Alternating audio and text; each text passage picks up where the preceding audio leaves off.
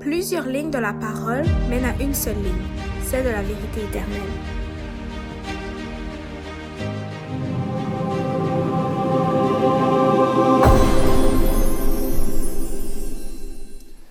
Aujourd'hui, ça sera le scellement des 144 000. On va parler de la tribu de Ruben. Peut-être que vous ne connaissez pas Ruben. Peut-être que vous connaissez. Donc, pour faire un petit résumé, on va étudier le caractère des 12 fils de Jacob. Donc, vous connaissez peut-être Jacob. L'un de ses fils qui est très populaire, c'est Joseph. Joseph il a été vendu comme esclave, qui est devenu le roi d'Égypte, par la suite. Non, pas le roi d'Égypte, le gouverneur d'Égypte. Il est devenu gouverneur d'Égypte. Puis, donc, on va arriver à Joseph à un moment donné, mais là, aujourd'hui, on va parler de Ruben. Ruben, c'est le fils aîné de Jacob. On va voir comment il était. Puis déjà, sur l'image, on voit comment il était. On voit déjà un peu. On va parler de son histoire, de qu'est-ce qu'il a fait, donc, et de comment aussi ça peut nous représenter, peut-être à l'une des personnes qui est parmi nous. On peut peut-être se retrouver dans ce caractère de Ruben-là, dans l'histoire de sa vie, en fait. Dans Apocalypse 7, verset 14, on nous dit, Apocalypse 7, 14, « Et je lui dis, Seigneur, tu le sais. Et il me dit, ce sont ceux qui sont venus de la grande tribulation et qui ont lavé leurs robes et ont blanchi leurs robes dans le sang de l'agneau. » Donc, les 144 000, c'est des personnes qui ont cru en Jésus et qui ont été purifiés par le sang de l'agneau, par Jésus-Christ. Ils ont été lavés de leurs péchés par Jésus-Christ. On va voir justement à travers tout ce qu'on a vu aujourd'hui et les dernières fois, on va voir qu'on va parler de caractères de personnes, des caractères qui peut-être nous représentent. On a vu Judas, on a vu un autre caractère, et on va voir donc, par ces caractères, lequel qui nous représente le plus. Dans le sens aussi de son histoire, parce que ces gens-là ont eu un vécu, ils ont eu un avant, ils ont eu un après. Donc avant, quand ils étaient dans le monde, quand ils avaient un caractère méchant, et quand ils sont devenus vraiment à la ressemblance de Jésus, donc un caractère amour, un caractère de gentillesse, etc. Avant de commencer, donc, je vais faire juste une courte prière, et par la suite, on va pouvoir entamer donc cette troisième partie sur le sujet donc, des 144 000 et le scellement. Notre Père est aux cieux, j'aimerais te prier, te remercier, Seigneur, pour ce moment que tu nous permets d'avoir, de pouvoir étudier ta parole, en particulier le caractère de Ruben, Seigneur.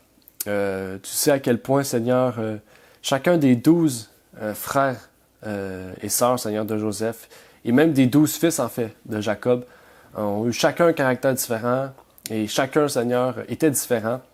Et dans l'Apocalypse, on nous répète ces caractères-là, d'autres qui sont plus là, d'autres qui ont été ajoutés. Et tu nous montres que ces personnes-là, Seigneur, ont quelque chose d'important à faire ressortir pour chacun d'entre nous, Seigneur. Et donc, que tu puisses permettre qu'aujourd'hui, nous puissions voir ces personnes, voir ces caractères et voir à quel point, Seigneur, c'est important pour nous. Que tu puisses nous bénir, donc, et nous permettre, Seigneur, de vraiment être touchés par ta parole. C'est ma prière au nom de ton Fils Jésus-Christ. Amen. On va se remettre dans l'idée, dans aussi l'histoire. Donc aujourd'hui, ça va être un peu une histoire. Je vais vous raconter un peu l'histoire de Ruben, voir son caractère, voir comment il était, puis peut-être qu'on va se retrouver aussi dans Ruben. Puis c'est ça le but, en fait, c'est qu'on se retrouve dans lui, puis même si on ne se retrouve pas dans lui, mais qu'on prie justement pour que vraiment Dieu puisse travailler sur nous. La dernière fois, on avait parlé de Judas. Le Judas, c'est lui qui a eu le droit d'aînesse. À l'époque, le droit d'aînesse, c'est, dans le fond, lui qui était le plus vieux, le premier enfant. C'est lui qui recevait la plus grande héritage du père, dans le fond. Puis, si l'enfant était mort, ça allait au deuxième. Si l'enfant ne mourait pas, mais qu'il avait fait quelque chose de mal, ça pouvait aller au deuxième enfant. Donc, le droit d'aînesse pouvait se vendre, en fait. Il pouvait se donner à un autre. On peut parler d'Ésaü et de Jacob, si vous vous rappelez. Ésaü a vendu son droit d'aînesse pour de la nourriture. Donc, il avait tellement faim qu'il a vendu son droit d'aînesse à Jacob. Puis Ruben, c'est à cause de son péché. Il a fait un péché tellement grand, tellement... en fait, qu'on ne peut pas l'imaginer, en fait, que son droit d'aînesse est allé à son deuxième frère. Puis son deuxième frère a fait la même chose, un péché grand. Ça allait à son troisième, son frère aussi. Puis ça s'est rendu à Jacob, qui était le 4e frère. Okay? Puis sur son droit d'aînesse, on le connaît, c'est lui qui a reçu la lignée divine, hein? Parce que Jésus descend de Juda. Donc, pour commencer, on va commencer par les attaques de Satan. Faut comprendre que chacun des frères a reçu des attaques de Satan. Quand on dit des attaques, c'est que Satan, des fois, nous met des pensées, des choses dans notre tête pour faire quelque chose de mal. Hein? Des fois, on entend ça, des fois, aujourd'hui, on voit ça, des personnes qui ont tué des personnes. Puis là, ils disent, quand ils arrivent en interview, « Ah, il y a une petite voix qui m'a dit de le tuer. Hein? » Ça, c'est Satan qui parle. Okay? C'est des choses qui sont vraies. Puis ici, on le dit. Okay? Le peuple de Dieu a été très défaillant à bien des égards. Satan a une connaissance précise des péchés qu'il les a tentés de commettre et il les présente sous le jour le plus exagéré. Qu'est-ce qu'on comprend ici? C'est que, pour qu'on puisse comprendre qu'est-ce qui est écrit ici, okay? Il faut comprendre aujourd'hui que il y a plusieurs chrétiens, tout le monde de la planète, en particulier les chrétiens, sont tentés par Satan. Hein? Ça fait quelque chose qui va exister toujours, en fait. Parce que tant aussi longtemps qu'on vit dans un monde pécheur, Satan va tenter toutes les personnes de la terre, et en particulier les chrétiens, parce que les chrétiens ont donné leur vie à Jésus. En donnant leur vie à Jésus, mais Satan est fâché, hein, parce que il n'est plus soumis à lui, mais il est soumis à Jésus. Puis, en faisant ça, il y a beaucoup aussi dans le monde chrétien, en fait, qui mènent une vie qui n'est pas en lien avec justement Jésus, est-ce que Jésus veut, qui n'ont pas été transformés, en fait, par ce qu'ils croient. Et les doctrines des pionniers qui ont repris ces doctrines de Jésus, en fait, aujourd'hui, il y a beaucoup de personnes qui vont dire, en fait, que même si on a Jésus dans notre vie, même si Jésus nous a dit, par exemple, dans Apocalypse 7, qu'on va être blanchi, mais en fait, on ne pourra jamais être blanc. Quand on dit blanchi, ça veut dire qu'on ne pourra jamais arriver à un état comme Jésus l'était sur terre. Okay? En fait, la plupart des chrétiens disent cela. En fait, qu'on ne pourra jamais arriver à l'état que Jésus était sur terre parce que Jésus, c'est Jésus, puis nous, c'est nous. Okay? Puis ça, en fait, c'est une doctrine qui est très répandue dans le monde chrétien. Et Satan, en fait, quand il sait que les chrétiens ont émis cette doctrine-là, il a réussi à décourager les chrétiens, à décourager les gens, mais il continue aussi à empiéter, à accuser les chrétiens comme quoi, en fait, que ça sera impossible, en fait. Okay? Qu'on va tout le temps être des pécheurs, puis qu'on ne pourra jamais être transformés. Et en fait, Satan a transformé les gens qui croient à cette doctrine-là à quelque chose, en fait, qui maintenant convient à la conscience du péché de chacun et qui permet aux gens d'avoir encore de l'espoir en dehors de la vérité biblique. Il faut savoir que Satan est présent et est la source, en fait, pour détourner les gens de la vérité. Puis là, j'aimerais vous inviter aussi à écouter une série qu'on a produite, ça fait déjà quelques mois, qui s'appelait « La perfection chrétienne ». Okay? C'est en 6 parties qu'on prend ce que la Bible nous dit sur ça. Okay? Donc, on prend des histoires, on prend des mots aussi qui ont des significations importantes. Et donc, je vous invite à l'écouter, donc, pour que vous puissiez bien comprendre ce que la Bible nous dit à ce propos. Okay? Et donc, ici, c'est plus une introduction pour nous amener aussi à voir comment Ruben était. Ruben, on nous dit de lui. Ruben, le début de ma force. En fait, le titre ici, c'est ce que Jacob a dit à Ruben. Jacob, avant qu'il meure, okay, a dit à Ruben, « Tu es le début de ma force. » Parce que Ruben, c'était le premier enfant. Hein. Étant le premier, Jacob a dit qu'il était le début de sa force. Et dans la Genèse, okay, le premier livre de la Bible, nous lisons l'histoire de la naissance de Ruben et de la personne à qui il est né. Okay, donc de sa mère et de son père. Mais aussi, on parle de l'agonie et de la détresse de sa mère. On va parler de ça. Parce que cette détresse et cette agonie que sa mère a vécue, en fait, a eu des répercussions, hein, a un impact très puissant sur le développement de Ruben. Et aussi sur sa personnalité. Dans Genèse 29, versets 31 et 32, on peut y lire. « Et l'Éternel, voyant que Léa était haïe, la rendit féconde. Mais Rachel était stérile, Et Léa conçut et enfanta un fils, qu'elle appela Ruben, qui signifie « Voyez un fils ». Car elle dit « L'Éternel a regardé mon affliction, maintenant mon mari m'aimera ». Donc, si on se remet dans l'histoire, on va reculer un peu parce qu'on a parlé de ça la dernière fois. Okay? Si vous vous rappelez, Jacob a travaillé pour son oncle. Okay? Il a travaillé sur sa terre pendant 7 ans. Okay? Parce que son oncle, qui s'appelait Laban, a dit à Jacob, « Si tu travailles 7 ans pour moi, je te donnerai ma fille, okay? Ma plus jeune, Rachel. » Mais Laban, lui, il voulait juste que Jacob travaille pour le trahir, puis lui donner sa plus vieille. Okay? Donc, lui donner Léa. Donc, au mariage de Rachel et Jacob, ben, finalement, Jacob s'est marié avec Léa. Okay? Parce qu'à l'époque, les femmes, ils portaient un voile vraiment jusqu'au moment auquel ils se retrouvaient ensemble. Donc, jusqu'à temps qu'ils étaient mariés. Donc, à ce moment-là, il s'est marié avec Léa. Il a eu un enfant. Il a travaillé 7 ans après pour avoir Rachel. Donc, il s'est retrouvé avec 2 femmes. Okay? Puis là, c'était un problème. Okay? Parce que, pas seulement parce que Dieu avait dit que 2 femmes, c'est pas correct. D'avoir 2 femmes, c'est... Dans le fond, être polygame, c'est pas bien. Mais Dieu savait que ça allait créer des problèmes pour Jacob, d'avoir 2 femmes. Hein? Puis là, c'est le problème, parce que Jacob aimait beaucoup plus Rachel que Léa. Hein? C'est normal parce que Jacob voulait marier Rachel. Il ne voulait pas marier Léa. C'est son oncle qui l'a forcé à le marier. Okay? Donc, il aimait beaucoup plus Rachel. Puis Léa priait. Elle priait Dieu. Pourquoi? Pour avoir un enfant. Parce que Léa s'est dit, si j'ai un enfant, Jacob va m'aimer. Parce que j'ai un enfant. Hein? Quand on a une postérité, surtout à cette époque-là, c'était très important. Et donc, c'est ça qui est arrivé. Léa a eu un enfant, qu'elle a appelé Ruben, puis qui signifie, comme on vient de voir, « Voyez un fils ». Puis là, l'Éternel a regardé son affliction. Donc, l'Éternel lui a permis d'avoir un enfant, et c'est écrit « L'Éternel a regardé mon affliction, maintenant mon mari m'aimera ». Donc, Ruben, c'est le premier-né de Léa. Et ce petit enfant-là, ce bébé-là, on pourrait dire, est né dans un milieu auquel il y avait du stress. Hein? Parce qu'il y avait beaucoup de chicanes entre les 2 mères. Il y avait beaucoup de chicanes. Parce qu'il y en a une qui était stérile, l'autre avait un enfant maintenant. Donc, il y avait aussi de la jalousie entre ces 2 parents-là. Et Ruben a vécu ça aussi. Qu'on soit bébé ou non, on ressent aussi ce que les autres ont comme sentiment. Et aussi, il a grandi, cet enfant-là. Il s'est développé, il a grandi. Il devenait un homme.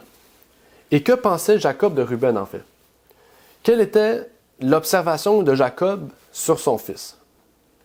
En fait, Jacob décrit Ruben comme suit. Dans Genèse 49, verset 3, avant que Jacob décède, il dit « Ruben, tu es mon premier-né, ma force et les prémices de ma vigueur, prééminence de dignité, prééminence de puissance. » Donc, Jacob reconnaissait que Ruben, c'était la force de Jacob. Hein? Jacob reconnaissait que Ruben, c'était un peu... c'est la vigueur de Jacob. En fait, Jacob était fier de son fils. Il était fier de Ruben. Il dit le début de ma force, l'excellence de la dignité, l'excellence de la puissance. Et c'est vraiment quelque chose auquel on voit l'amour que Jacob portait pour son premier fils. Et malgré ça, quand on regarde comment était Ruben, il a vécu cette influence conflictuelle entre ses 2 mères. Ça lui a été transmis, qu'on le veuille ou non. L'agonie de sa mère, on a vu comment sa mère était, comment Léa, qui était sa mère, se sentait. Et pourtant, comme Judas, lorsque ses frères ont manifesté leur jalousie à l'égard de Joseph, en venant à leur rencontre alors qu'il gardait les moutons, Ruben a été repoussé par la haine meurtrière de ses frères. On se rappelle à cette époque-là, quand les 12 fils sont nés, Joseph était devenu le plus petit. Hein? Le Benjamin n'était pas présent à ce moment-là. D'où l'expression « voici mon Benjamin », ça vient de Benjamin, qui était le plus jeune. Mais à ce moment-là, Benjamin n'était pas né. Okay? Joseph était le seul enfant de Rachel, et Jacob, vu qu'il a toujours aimé plus Rachel, a aimé plus Joseph. Donc ses frères sont devenus jaloux de Joseph. Hein? Un peu comme ses parents, ses 2 mères. Hein? Ses 2 mères se jalousaient entre eux. parce qu'une aimait plus que l'autre, l'autre aimait moins que l'autre, etc. Donc, les mères se jalousaient entre eux, les enfants ont commencé à se jalouser entre eux. Et malgré cela, Ruben et Juda, c'est les deux seuls frères qui ont pas voulu tuer Joseph, en fait. Tous les autres frères voulaient tuer Joseph. Hein? Mais Ruben et Juda n'ont pas voulu tuer Joseph. Et c'est pour ça que Juda et Ruben sont les deux premières tribus listées au début de la liste d'Apocalypse 7. Hein? Si vous vous rappelez, dans Apocalypse 7, il y a 12 tribus. Hein? 12 000 de Ruben, 12 000 de Juda. Et c'est ça, en fait, qu'on nous relate ici. Mais, comment Ruben a réagi? Parce que Ruben a réagi différemment de Juda. Hein? Mais comment il a réagi face au comportement envieux de ses frères, face à Joseph? On va regarder comment Ruben a été touché aussi par la querelle de ses parents. Parce que Ruben avait quelque chose en lui, un trait de caractère qui était très précieux, très important pour lui. Voici, c'était quoi la conversation qu'il avait eue avec ses frères, au moment où ses frères voulaient tuer Joseph. Dans Genèse 37, 20 à 22, on peut y lire. « Maintenant donc, venez, tuons-le et le jetons dans quelque fosse. Et nous dirons qu'une bête féroce l'a dévoré. Et nous verrons ce que deviendront ses songes. » Mais Ruben entendit cela et le délivra de leurs mains et dit, « Ne lui ôtons point la vie. » Puis Ruben leur dit, « Ne répandez point le sang. Jetez-le dans cette fosse qui est au désert et ne mettez point la main sur lui. » C'était pour le délivrer de leurs mains, pour le rendre à son père. Ça, c'était la réponse de Ruben. Okay? Bien qu'il soit lui-même affecté par la jalousie de ses frères envers Joseph, lui-même était jaloux, il ne s'est pas laissé contrôler par sa jalousie, en fait. Okay? C'est ça qu'il faut comprendre. Il ne voulait pas que Joseph meure, en fait. Il ne voulait pas que ses frères tuent Joseph. Il voulait le sauver. En fait, c'était là un beau trait de caractère chez lui, en fait. Il ne voulait pas la mort de son prochain. Finalement, ils ont suivi le frère aîné, okay? Parce qu'à l'époque aussi, il y avait un respect aussi pour les personnes en âge plus avancé, hein, surtout entre frères. Donc, ils ont décidé de jeter Joseph dans la fosse. Okay? Et si vous vous rappelez, les Ismaélites sont arrivés, ils ont vendu Joseph. Okay? Puis après ça, ils ont fait la même chose qu'ils avaient prévu, c'est-à-dire, voici Joseph est mort avec sa belle tunique hein, que son père lui avait faite. Mais voici comment Ruben a réagi quand il est retourné à la fosse. Ça dit, « Et Ruben retourna à la fosse, et voici Joseph n'était plus dans la fosse. Alors il déchira ses vêtements, et il retourna vers ses frères et dit, « L'enfant n'y est plus, et moi, où j'irai-je? » Il était bouleversé en fait. Parce que là, il est retourné à la fosse, comme l'image le montre. Il pointe. Il est retourné à la fosse pour aller sauver Joseph, puis quand il est arrivé à la fosse, Joseph n'était plus là. Parce que Juda a décidé de le vendre. Okay? Il ne voulait pas le tuer parce qu'il ne savait pas quoi faire. Ils l'ont mis dans la fosse, mais il ne savait plus quoi faire. Donc Juda a dit, vendez-le. Donc ils l'ont vendu. Mais Ruben voulait revenir pour sauver son frère de la fosse, puis là, son frère n'est plus là. Puis à l'époque, même à l'époque de Jésus, quand quelqu'un déchire ses vêtements, c'est parce c'est comme si c'est une démonstration de la colère, en fait. Eux, il y avait des tuniques, ils déchiraient leur tunique, c'est un symbole qu'il était en colère. Okay? Au lieu de se venger sur quelqu'un ou de dire des sottises, ils déchiraient leurs vêtements, puis ça représentait la colère. Okay? Donc là, Ruben était en colère. Il était triste parce qu'il voulait sauver son frère de la fosse, puis il n'était plus là. Ils l'ont vendu. Puis là, Ruben, il est encore plus triste parce que là, il a dit, moi, je vais faire quoi? Parce que c'est lui le plus vieux, c'est lui qui doit s'occuper de ses frères. Puis là, ils viennent de perdre un de ses frères. Donc, il s'est vraiment senti mal face à cela. Mais ses autres frères, ils n'auraient rien fait, en fait. Ils l'auraient laissé dans la fosse, ils l'auraient laissé mourir là. Ils ne savaient pas quoi faire avec. Et c'est là que Judas a dit, ne le laissons pas mourir, vendons-le, pour qu'au moins il ne meure pas. Mais il ne savait pas, hein, il n'aurait pas su après qu'est-ce qui serait arrivé. Joseph aurait pu mourir dans le désert. Mais pour eux, au moins, les frères se seraient dit, c'est pas nous qui l'a tué. Hein? Si quelqu'un d'autre le tue, c'est pas nous. On se libère de ce fardeau. Mais Ruben avait un autre plan. Hein? Il voulait sauver son petit frère de là, puis le ramener à son père. Et plus tard, si vous vous rappelez, lorsqu'ils se sont retrouvés en présence de Joseph, Joseph était parti d'un esclave à un gouverneur d'Égypte. Okay? Joseph on pourrait dire, il faisait tellement les choses droites pour Potiphar que Potiphar a dit « Tu devrais prendre ma place de gouverneur ». Joseph était quelqu'un qui faisait tout droit, même que sa femme l'a tenté pour coucher avec elle, puis Joseph a refusé, Joseph a fini en prison, puis après ça, il a réussi à sortir. Vous vous rappelez un peu de l'histoire de Joseph, la grande histoire de Joseph, qui a permis, en fait, Dieu a permis cela pour que sa famille ne périsse pas dans le désert, quand il y a eu une grosse pénurie de nourriture et une crise, en fait. Mais il faut voir maintenant, depuis que Ruben n'a pas sauvé Joseph de la fosse, est-ce qu'il a changé de caractère? Parce que c'est un très bon trait de caractère. Hein? Peut-être parce qu'il n'a pas pris ses responsabilités en main. Maintenant, il voulait prendre des bonnes décisions. Et voici ce qu'il a dit devant Joseph, quand Joseph était maintenant devenu gouverneur d'Égypte. Dans Genèse 42. « Et Ruben leur répondit en disant, « Ne vous disais-je pas bien, ne commettez point ce péché contre cet enfant, mais vous n'écoutâtes point. Et voici que son sang nous est redemandé. Or, ils ne savaient pas que Joseph comprenait, parce qu'il parlait dans leur langue maternelle, parce qu'il leur parlait par le moyen d'un interprète. Donc, Joseph comprenait ce qu'il disait. Eux, ils ne savaient pas que le gouverneur à qui il parlait, c'était Joseph, hein, puis qu'il parlait leur langue. Ils ne savaient pas du tout. Donc, Joseph comprenait très bien ce qu'il disait. Puis Joseph, un peu dans sa tête, je ne sais pas s'il riait ou comment il était, mais eux, là, ils pensaient que les Ruben, maintenant, ils se sentaient coupables, en fait.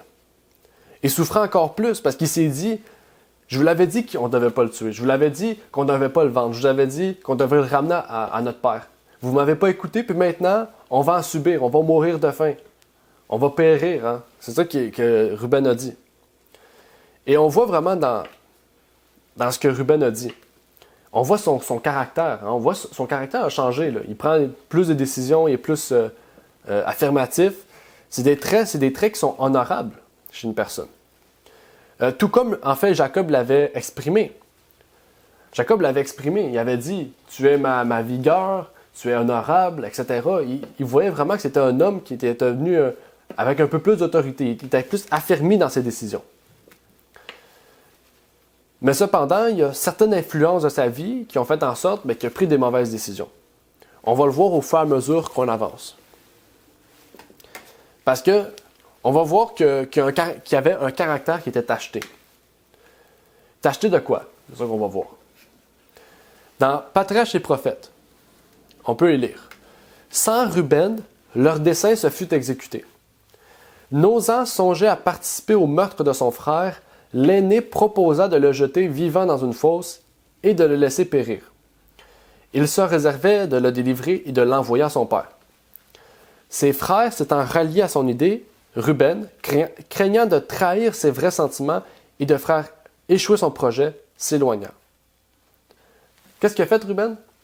Quand il a entendu ses frères qui voulaient le jeter dans la fosse et le laisser périr, lui, en fait, pour ne pas révéler ses vrais sentiments, il est parti. Okay? Pourquoi? Parce qu'il ne voulait pas, devant ses frères, voir, en fait, si je réagis comme ça, je suis faible, en fait. Si je réagis parce que je veux sauver mon frère, mes autres frères vont dire que je suis faible. Donc, il est parti. Puis quand il est parti, là, ils ont pris la décision de le vendre. Quand ils ont vu des vendeurs, des acheteurs d'esclaves. En fait, il ne voulait pas tenir tête à ses frères. Même si c'était le plus vieux, il ne voulait pas tenir tête à ses frères. Il ne voulait pas leur faire savoir c'est quoi les décisions qu'il voulait prendre. Bien qu'il ait eu une bonne attitude en disant à ses frères, il ne faut pas le tuer. C'était une personne sournoise, Ruben. Il était instable, en fait. Il n'était pas prêt à se lever puis à se tenir droit sur ses décisions, même s'il savait que ses décisions étaient bonnes. On peut voir un caractère ici, un type de caractère qui est très différent de Judas, qu'on a vu la semaine passée. Puis c'est là que les frères ont jeté Joseph dans la fosse, mais Ruben n'était pas là quand ils ont fait ça. Il n'était pas là aussi quand ils ont vendu son frère. Continuons donc l'histoire maintenant, dans le même livre. Quand Ruben retourna à la fosse, le jeune prisonnier avait disparu.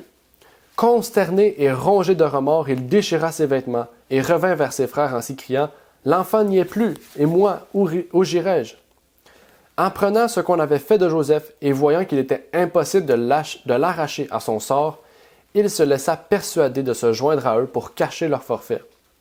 Ils tuèrent alors un bouc, ils trempèrent la tunique de Joseph et l'apportèrent à Jacob, disant qu'il avait trouvé ce vêtement dans un champ.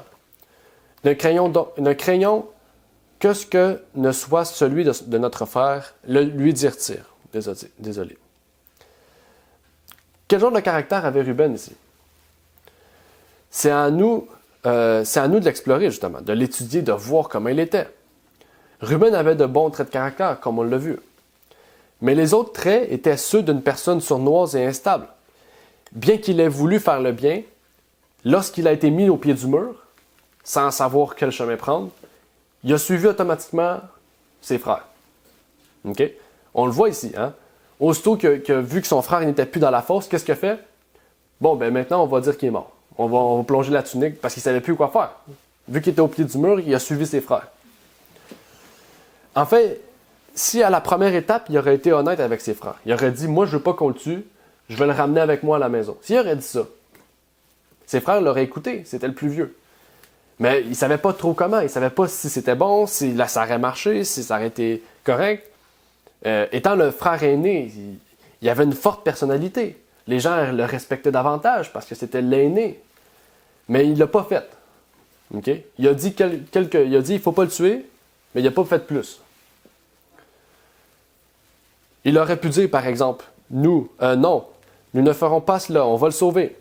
Il aurait pu sauver Joseph lui-même, mais son caractère vraiment a cédé et il a été dépassé en fait par les événements. Et qu'est-ce qu'on voit d'autre avec son caractère? Il était là avec eux pour faire quoi? Il a été avec eux pour être un faux témoin de ce qui s'est réellement passé. Lui-même a fait partie de, quand il est arrivé devant Jacob, il a fait partie de ceux en fait qui a menti sur qu'est-ce qui était réellement arrivé. Ça, c'était une des parties du caractère de Ruben. Puis c'est décevant parce que Jacob est mort. Hein? Il n'a jamais su la vérité, Jacob, sur ce qui s'était passé en fait. Même, je pense, Joseph n'a jamais revu son père, si je ne me trompe pas. Et pourtant, au milieu de cela, il y avait quelque chose de beau chez Joseph. Rappelez-vous, c'est quoi le sujet aussi qu'on étudie? On étudie par rapport à comment était Ruben, comment il a changé. Hein? C'est ça qu'on voit. On regarde comment Ruben était et comment, suite à des événements, il a changé pour le mieux. Puis dans ça, on se retrouve, parce que chacun a un caractère différent. Je n'ai pas le même caractère qu'une personne, qu'un autre, et c'est ça en fait qui fait que on prend des décisions différentes ou qu'on réagit différemment à une situation. Et donc, on doit se retrouver dans l'un des caractères des 12 frères, des 12 fils de Jacob, en fait. Et dans Genèse 30, verset 14, on va voir un autre aspect de son caractère. Il dit ici, « Et Ruben s'en alla au temps de la moisson des blés et trouva des mandragores. » Je ne l'ai pas souligné, mais mandragores dans les champs. Et il les apporta à Léa, sa mère. Et Rachel dit à Léa, « Donne-moi, je te prie, des mandragores de ton fils. » C'est quoi des mandragores? Bon, déjà, c'est un mot que moi personnellement, je ne connaissais pas. Donc, en étudiant le mot, on a vu ce que ça voulait dire. Bien, le mot mandragore, on peut dire que c'est des pommes d'amour. Si on prend une signification littérale, mandragore, ça veut dire pomme d'amour. Donc, on voit vraiment ici que Ruben aimait sa mère. Il lui a offert des mandragores. Mandragore, ça signifie des pommes d'amour. Donc, c'est son offre d'un fruit qui signifie pomme d'amour, c'était une offre d'amour envers sa mère. Donc, on voit que Ruben aimait sa mère. Il portait une attention à sa mère. Il portait vraiment, pas seulement une attention, vraiment, il voulait démontrer par des gestes qu'il aimait sa mère. C'était une personne aimante qui aimait voir sa mère heureuse. Et ça, on peut dire que c'est un bon trait de caractère. Hein? Amener des gestes à sa mère, démontrer son amour, pas seulement dire « je t'aime », mais vraiment apporter des mandragores, des pommes d'amour à sa mère, c'est un geste d'amour. Et parce qu'il était le fils aîné aussi, il aurait dû recevoir le droit d'aînesse. Mais comme on va voir, il n'a pas reçu le droit d'aînesse. C'est Jacob qui l'a reçu. Joseph, il y a trop d'enfants. Judas qui l'a reçu le droit d'aînesse. Qu'est-ce qu'il a fait pour qu'il perde son droit d'aînesse?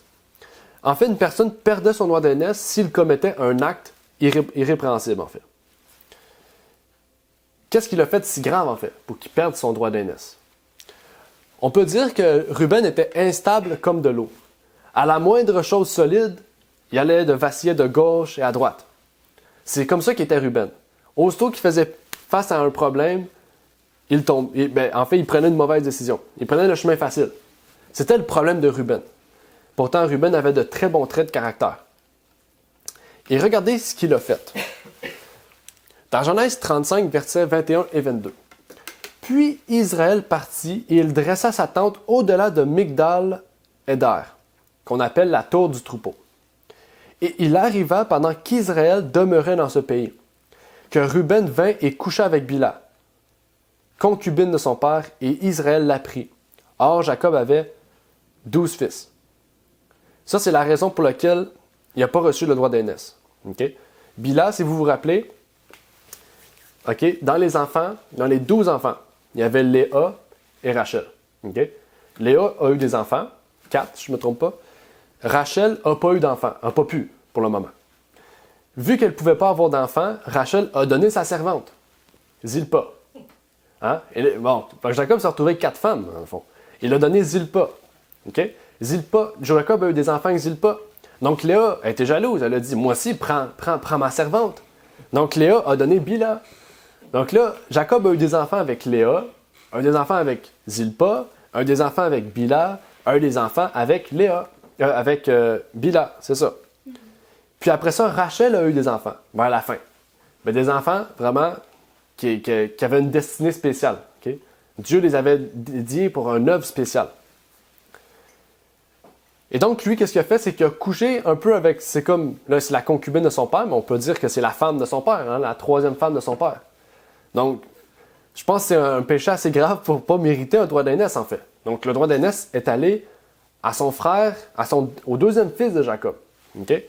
Mais si on se rappelle, le 2e et le 3e fils de Jacob ont tué et exterminé un village au complet. Okay? Parce que l'une des personnes qui était dedans a couché avec leur sœur. Et eux, ils ont tué, je pense, 500 hommes, okay? En une nuit. Ils sont arrivés de nuit, ils ont tué tout le monde dans le village.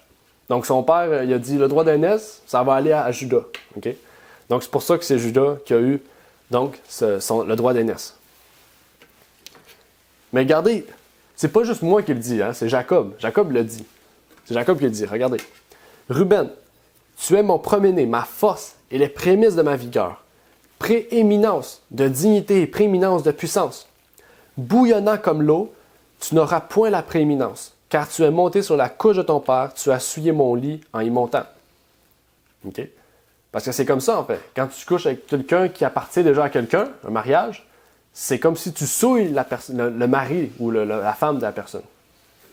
Puis c'est pour ça, Jacob lui-même, il a dit, à cause que tu as fait ça, tu n'auras pas la prééminence, tu n'auras pas le droit d'aînesse.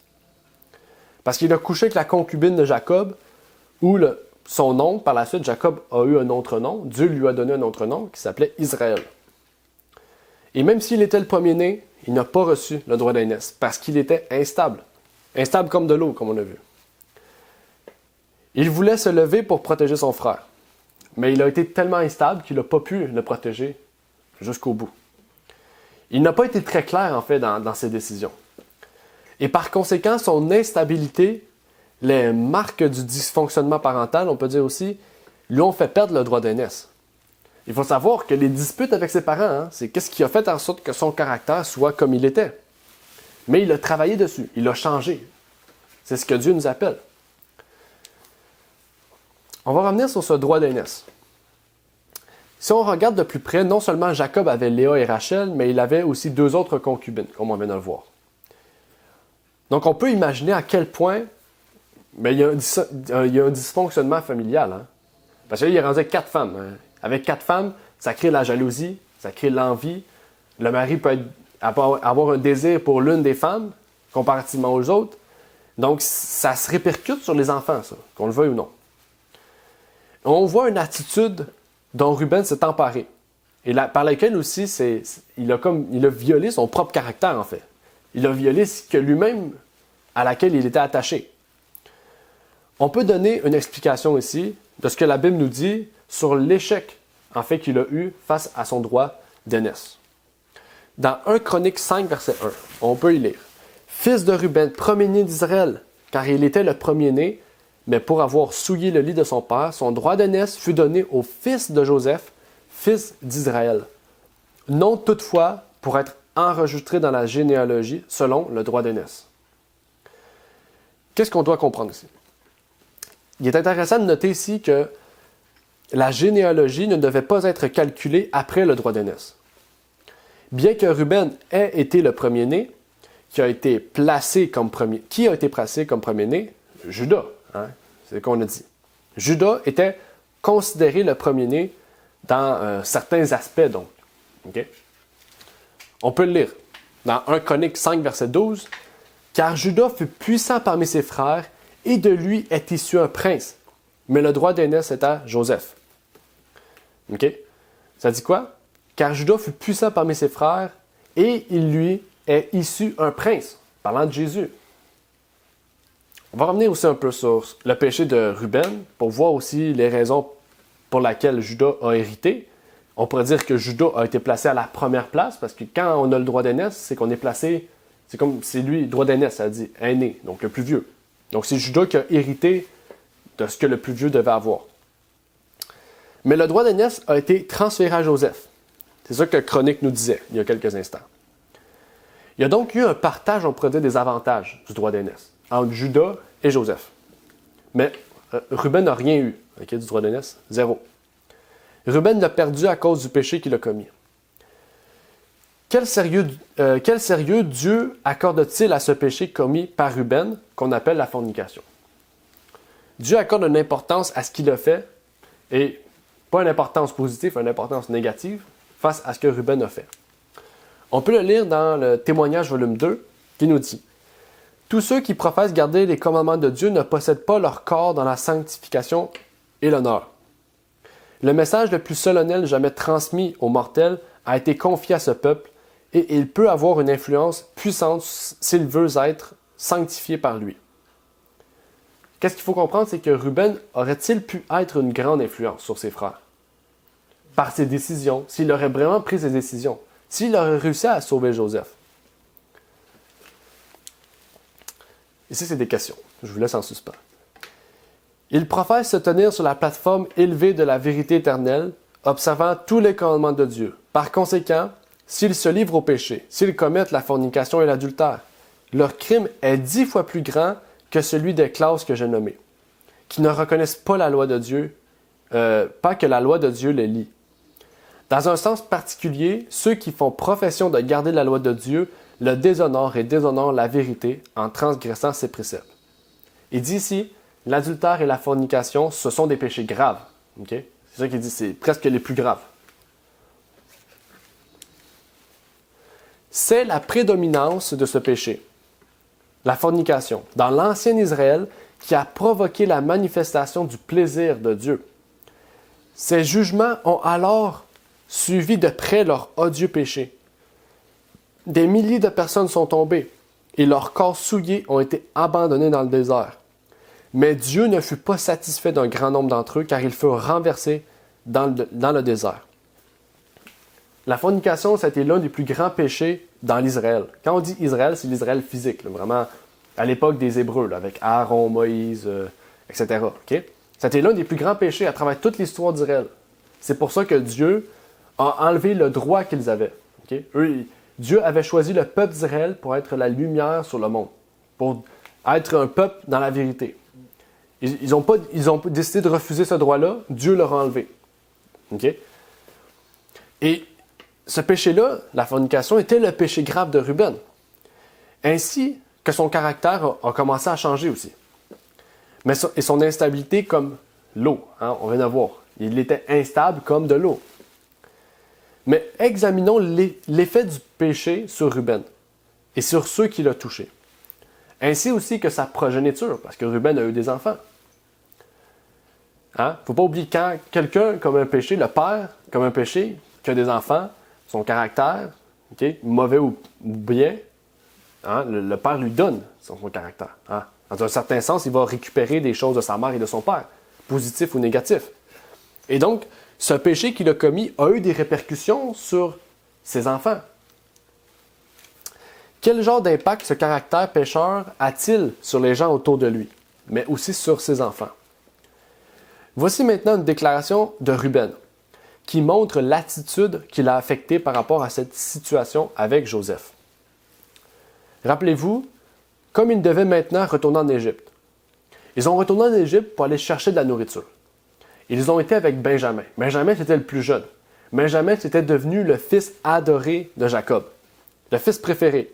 C'était le plus jeune, c'était le Benjamin, comme on l'appelait. Et Jacob ne voulait pas laisser Benjamin sortir de chez lui. Il voulait le garder chez lui.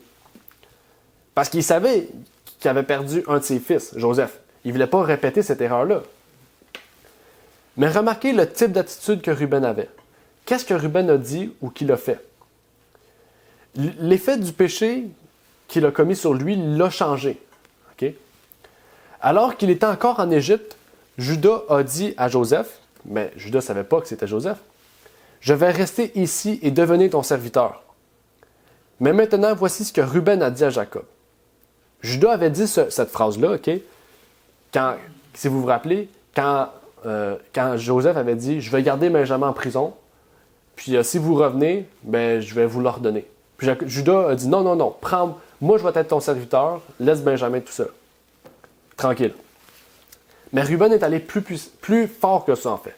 À voir à quel point il a commis un péché grave, et maintenant, il s'en repent. Okay? Il comprend son erreur, il change. Voyez ce qu'il a dit. Et Ruben parla à son père et lui dit, « Tu feras mourir mes 2 fils si je te ne ramène pas. » Il a dit, « Si Benjamin ne revient pas, tu pourras tuer mes 2 fils. » C'est à peu près ça.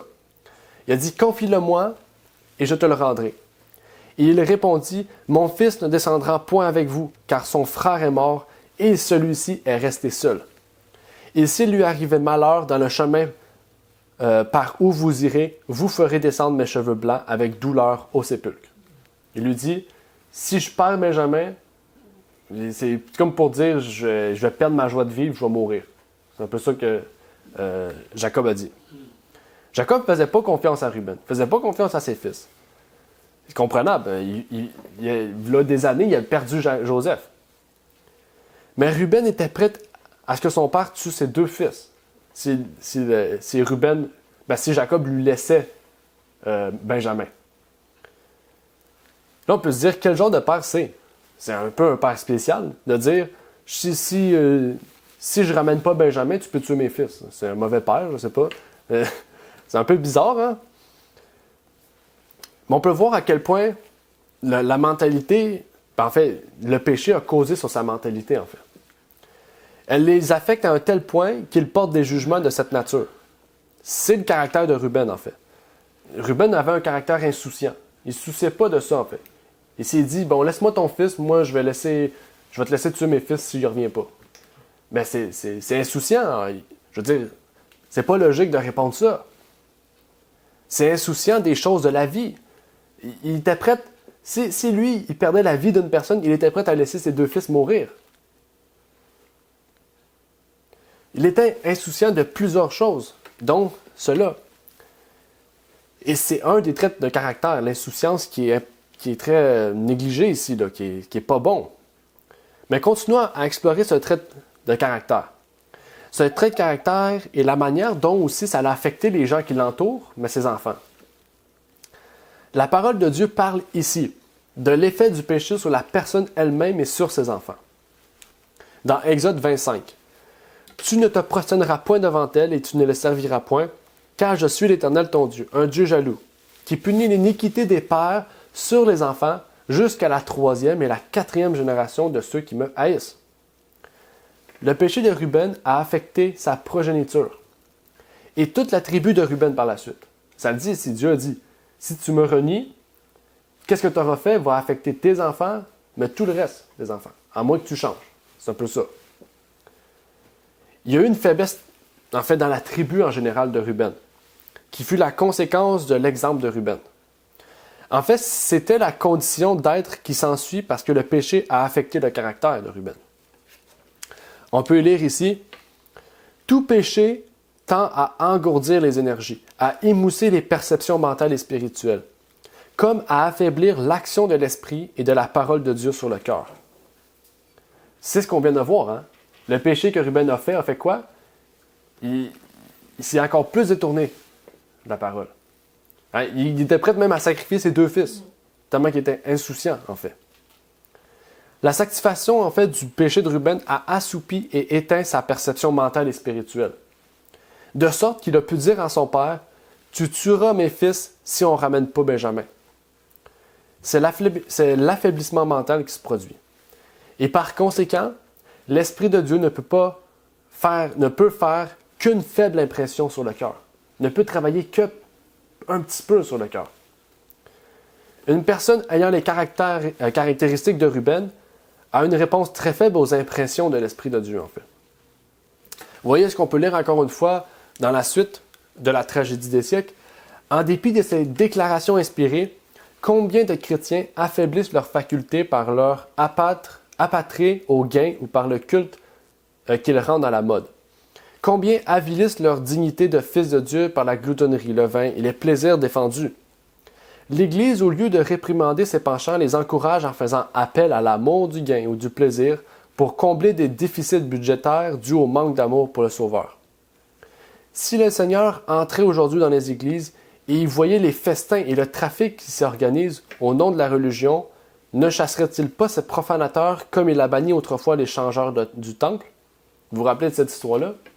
Quand Jésus est entré dans le temple, il rentrait dans le temple, un lieu où on sanctifiait Dieu. Il rentrait dans le temple, puis là, il voyait des gens. Ils vendaient des oiseaux, ils vendaient des fruits. Les gens, ils vendaient dans le temple. C'est comme si tu rentres dans une église chrétienne, puis il y a quelqu'un qui vend des cigarettes. On voit, ça serait illogique, hein? Mais c'est un peu ça. Qu'est-ce que Jésus ferait s'il rentrerait dans les églises en ce moment?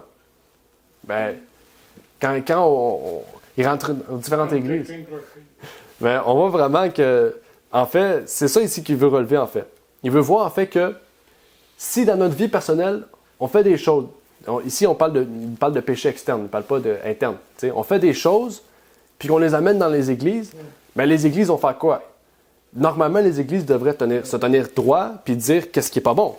Mais les églises font l'inverse. Okay? Aujourd'hui, ils voient qu'est-ce que les gens aiment, puis ils s'adaptent à ce que les gens aiment pour garder ces gens-là puis équilibrer un budget, okay? Avoir plus d'argent, etc. On voit beaucoup ça dans les églises. Par exemple, l'église adventiste qui s'unit avec Disney, okay? Qui est un mouvement woke, très, très woke, qui s'unit avec Disney pour faire des concerts de rock, faire plein de choses, en tout cas, qui ne sont pas en accord avec Dieu. Mais c'est pour vous dire ici que les églises, vraiment, au lieu de garder la vérité, de se tenir droit, ben, ils s'affaissent au même niveau, en fait, que toutes les grandes élites veulent nous faire penser. Et c'est ça l'erreur de l'Église aujourd'hui. C'est de faire comme Ruben, en fait. Hein? De tellement devenir bas au niveau mental, en fait, dans le sens, il y a un affaiblissement mental tellement grand, en fait, qu'ils ne peuvent plus devenir souciants des choses de la vie. Ils sont insouciants. Ils sont prêts à sacrifier leur enfant s'il faut. C'est un symbolisme, ok? C'est pas vrai. Mais dans l'Église, les gens sont affectés et on doit vraiment voir cela, ok?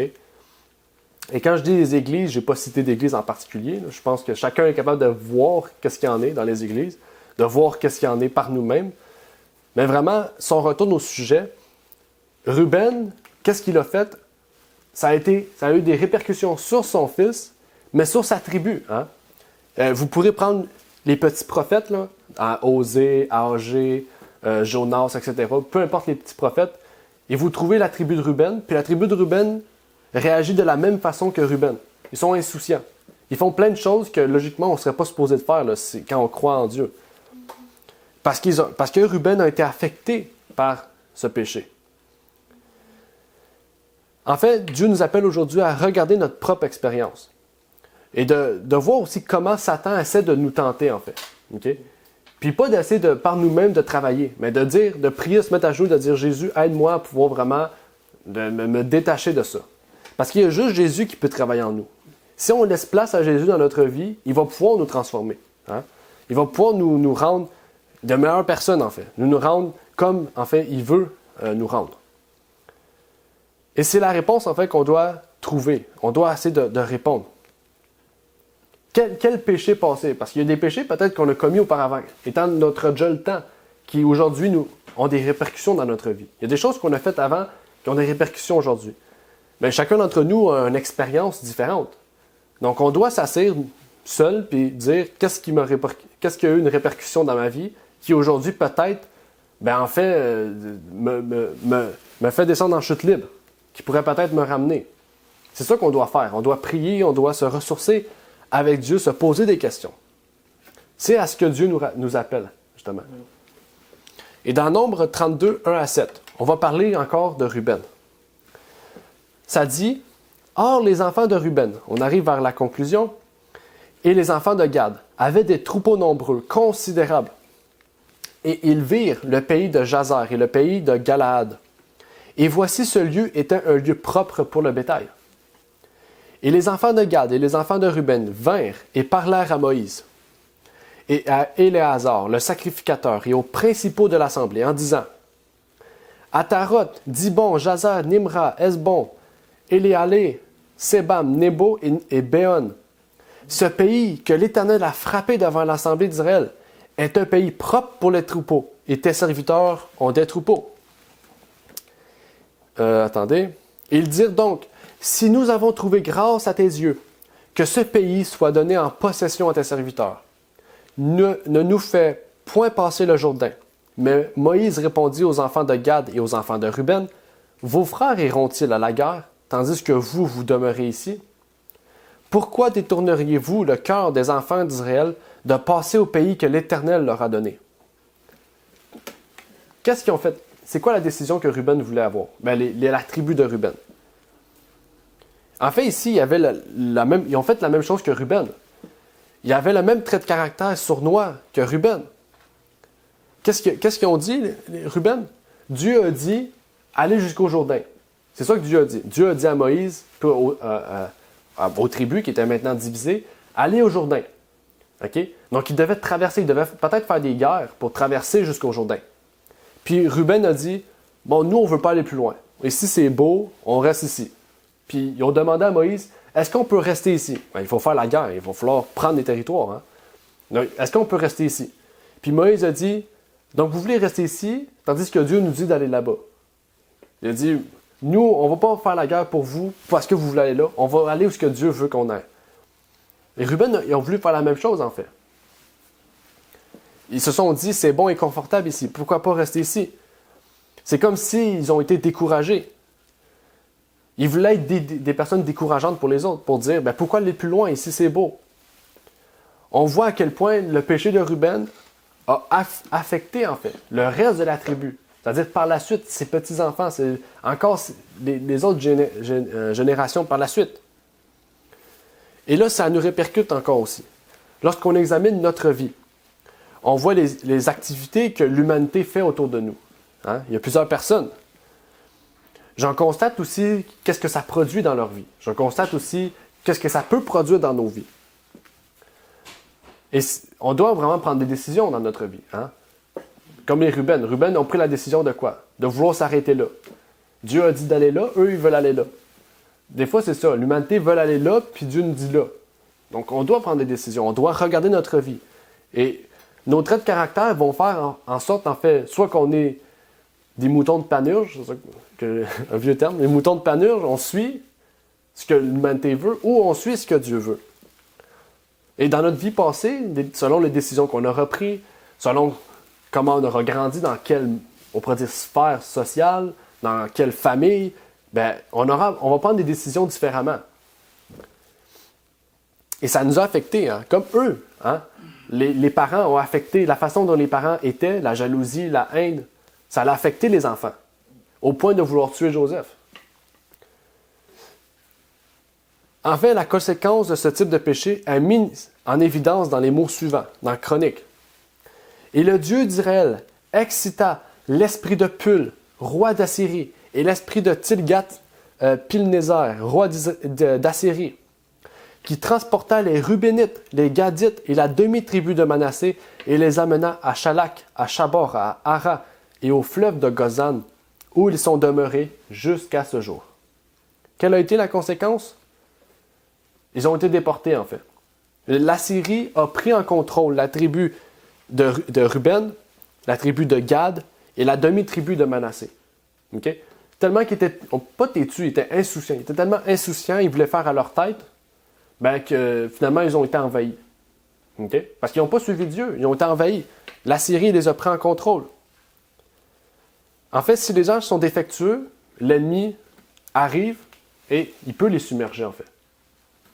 Parce que l'ennemi utilise les faiblesses. Il utilise les faiblesses de chacun, ou même les faiblesses qui ont été transmises de génération en génération. Pourquoi? Pour nous prendre dans son lasso, on pourrait dire dans ses mains.